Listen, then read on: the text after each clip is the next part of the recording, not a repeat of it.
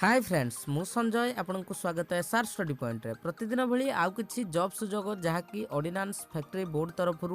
दशम श्रेणी पास पिला मानक पई सुवर्ण सुजोग रही केते संख्यक पदवी रही केउ माने आवेदन करि परिबे ओडिशा पई केते पदवी रही तो एज लिमिट कौन एजुकेशनल क्वालिफिकेशन केते तो डिटेल्स आपण मानक ई वीडियो माध्यम रे जणैबी तो दयापूर्वक आपण माने वीडियोटी को शेष पर्यंत देखिबे जमारे भी स्किप करिवे नहीं।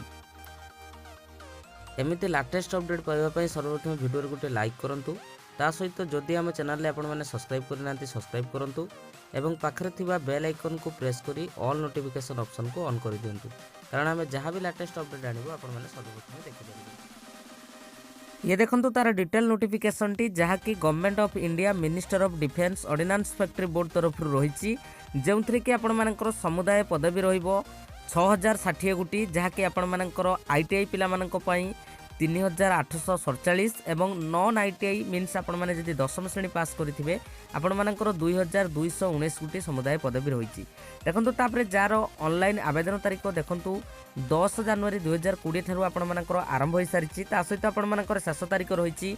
9 फेब्रुआरी 2020। तापर देखंतु आपण मानकर एज रिलैक्सेशन कथा जी कोई प्रथम एज लिमिट देखो आपण मानकर 15 रु 24 वर्ष होते तो ये जॉब को आपण मैंने आवेदन करेंगे जो थे कि आपण मानकर एज कैलकुलेशन 9 फेब्रुआरी 2020 आपण मानकर कैलकुलेट हेबो। तापर देखंतु आपण मानकर एज रिलैक्सेशन कथा जी कोई एससी एसटी कैंडिडेट मानक पई 5 वर्ष ओबीसी कैंडिडेट मानक पई 3 वर्ष सेपरी फिजिकल हैंडिकैप पिला मानक पई देखि परथुबे 10 वर्ष आउ आईटीआई कैंडिडेट पिला मानक पई देखंतु अपर एज लिमिट आपण मानकर रहिछि सेपरी आपण मानकर देखंतु एजुकेशनल क्वालिफिकेशन कथा जदि कहबी आपण मानकर जदि नॉन आईटीआई कैटेगोरी पिला माने जदि आपण माने दशम श्रेणी पास करिसंती ता सहित आपण मानकर 50% मार्क समुदाय रखिथिबा दरकार एवं आईटीआई कैटेगोरी पिला मानकर मैट्रिक सहित आपण मानकर आईटीआई रे 50% रखिथिबा दरकार। तापर देखो आपण मैंने यहाँ किपरि आवेदन करेंगे देखो आवेदन करने लिंक आपण मैंने देखिपे तो यही लिंक रे आपण मैंने विजिट कलापर तो आपण मैंने यहाँ आवेदन करेंगे तो ए आपण मानकर केउ केउ डॉक्यूमेंट्स आवश्यक तो डिस्क्रिप्शन में मुझे लिंक दे देइछि तो आपण मैंने चाहिए यहाँ पढ़ी पारे। तापर देखो आपण मानक कहि रखुछि voter ID card passport PAN card driving licence एवं फोटो आईडी कार्ड देगी आपण मैंने यहाँ आवेदन करेंगे जहाँकि आपण मानकर इंपोर्टेंट डॉक्यूमेंट आवश्यक।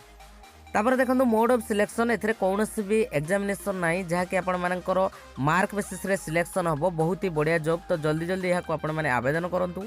तापर देखो आपण मानकर पेमेंट ऑफ फीस बा जोटा कि आपण मानकर एप्लिकेशन फीस कथा जदि कहबी मात्र आपण मानकर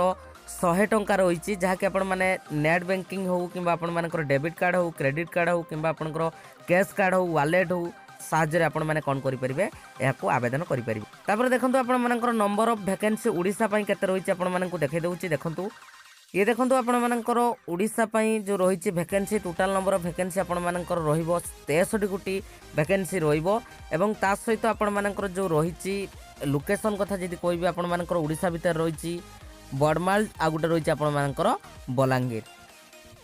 तो यही थी आपण मानक पई डिटेल्स जॉब नोटिफिकेशन टी जहाँकि आम वीडियो माध्यम प्रोवाइड करेलु तो दयापूर्वक आपण मैंने वीडियो को शेयर करेंगे ता सहित वीडियो गोटे गोटे लाइक रखिए और यही जॉब अपडेट आम चैनल माध्यम पाइबा निश्चित आम चैनल को सब्सक्राइब करेंगे। आज एतिक बाय बाय।